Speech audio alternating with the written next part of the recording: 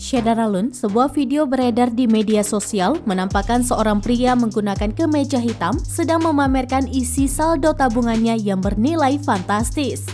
Diketahui pria dalam video tersebut bernama Amin asal Kalimantan Selatan mengklaim saldo pada rekening tabungannya sebesar 500 triliun rupiah.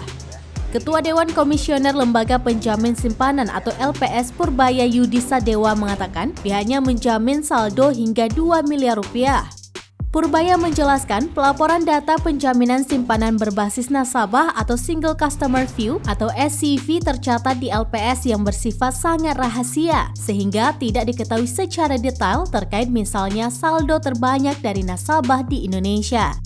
Meskipun demikian, publik dapat mengakses data distribusi nominal simpanan dan jumlah rekening secara agregat di setiap kelompok tier simpanan.